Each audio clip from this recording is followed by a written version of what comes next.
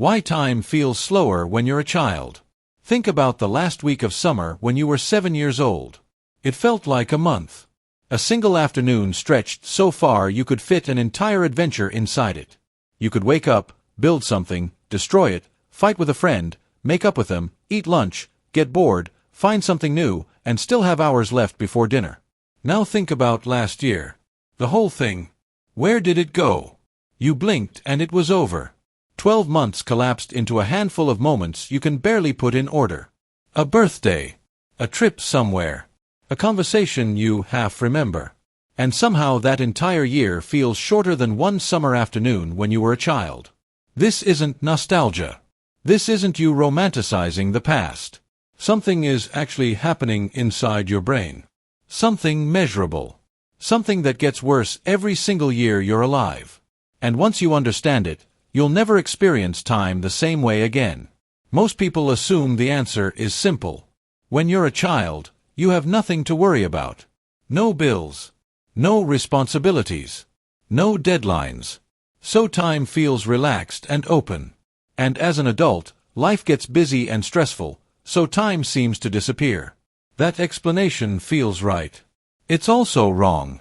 Or at least, it's only a tiny piece of a much stranger story. Because the real reason time accelerates as you age has nothing to do with how busy you are. You can be completely idle as an adult and time still vanishes.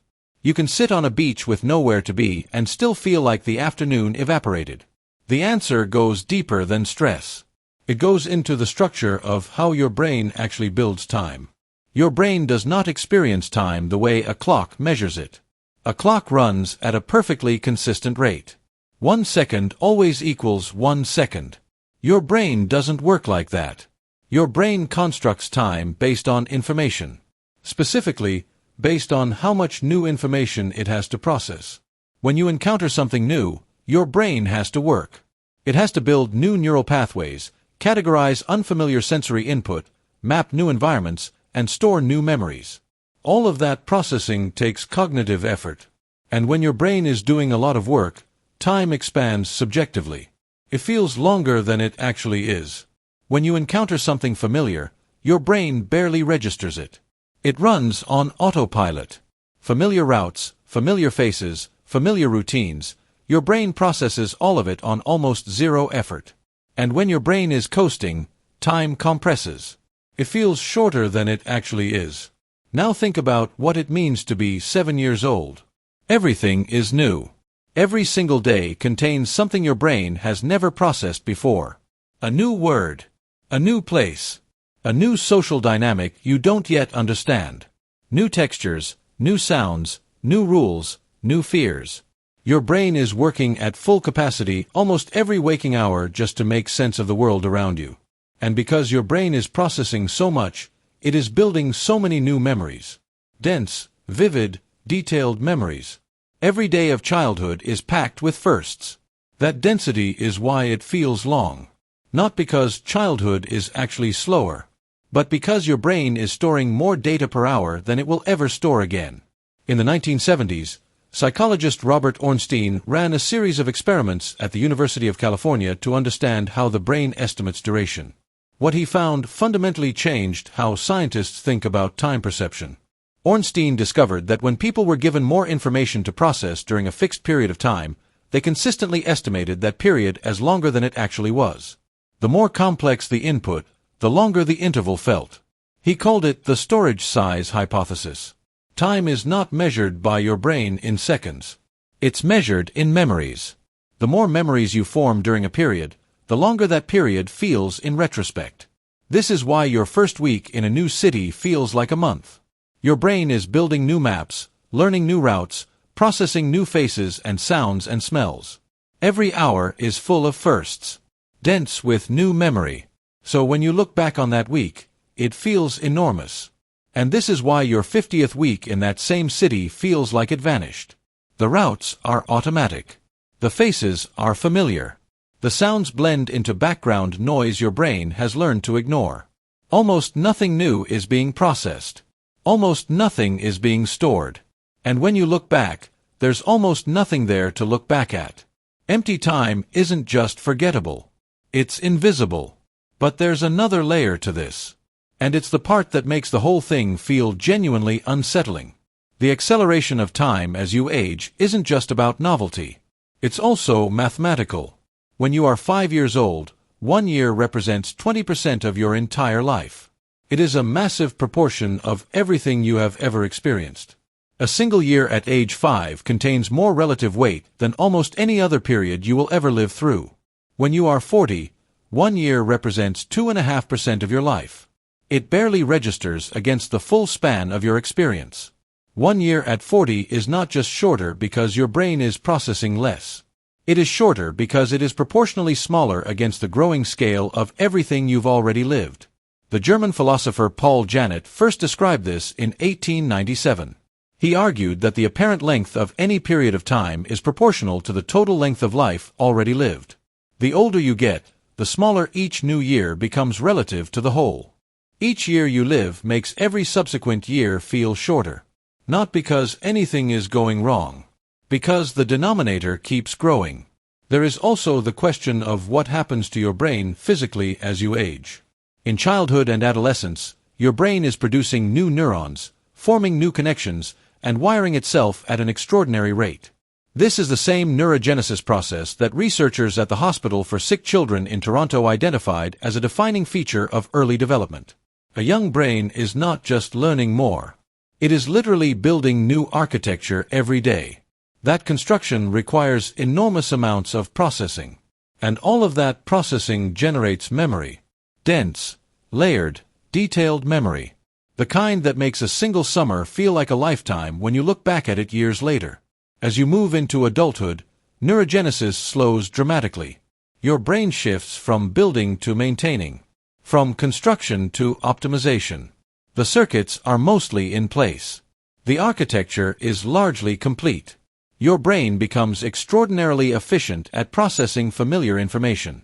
Efficiency is the enemy of felt time.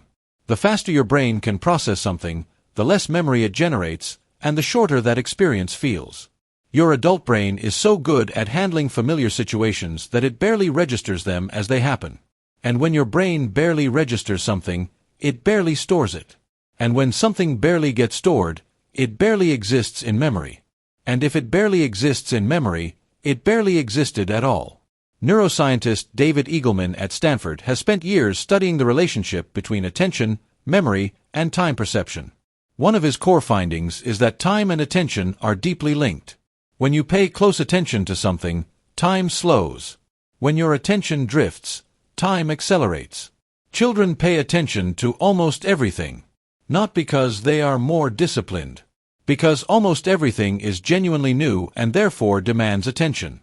A child cannot ignore the pattern on a bathroom floor or the sound of a word they've never heard before. Their brain won't let them. Everything is pulling for processing resources. Adults have learned to filter. We have trained ourselves to ignore the overwhelming majority of sensory input because we've already categorized it. We know what it is. We've seen it before. Our brain deprioritizes it instantly. That filtering is extraordinarily useful. It's what allows you to drive a car, hold a conversation, and think about dinner at the same time. But it comes with a cost. Every time your brain filters something out, it removes it from the stream of experience you'll remember. Every commute you switch off for. Every meal you eat while looking at your phone. Every conversation you're only half present for. Those hours are not just forgotten. They are experienced as shorter than they were. You are not just losing your memories of them. You are losing the actual felt time inside them. There is one more piece. And it might be the most uncomfortable part of all. This process is not just happening to your perception of the past. It is happening to your experience of right now. Every hour you spend inside a familiar routine is an hour your brain is partially switched off. Every day that looks like the day before is a day your brain processes on minimum resources. And at the end of that day, it will feel like it barely happened. You will lie down at night and wonder where the day went. And the answer will be that it didn't go anywhere. It just wasn't fully experienced in the first place. This is what the research actually points to. The reason time felt slower when you were a child is not something you passively lost. It's something that happens to you in real time, Every single day, whenever your brain shifts into autopilot, the clock doesn't speed up. Your attention does. And here is what makes this genuinely strange to sit with. You cannot go back to being a beginner at everything. You cannot unknow the route to work or make your own kitchen feel foreign again. The architecture is built. The maps are drawn. Most of your world has already been categorized. But novelty can still be chosen. New places, new skills, new conversations with people who think differently than you do. New problems that your brain has no existing template for. Every time you put your brain into genuinely unfamiliar territory, time expands. Not in your memory of it afterward. In your actual experience of it while it's happening. The hours get heavier. The details get sharper. The day gets longer in the best possible way.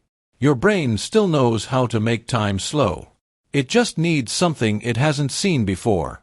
So the next time a year vanishes on you, the next time you look up and realize summer is gone, or another birthday passed without feeling like much, or you can't quite account for the last 6 months, it's not because life got busy.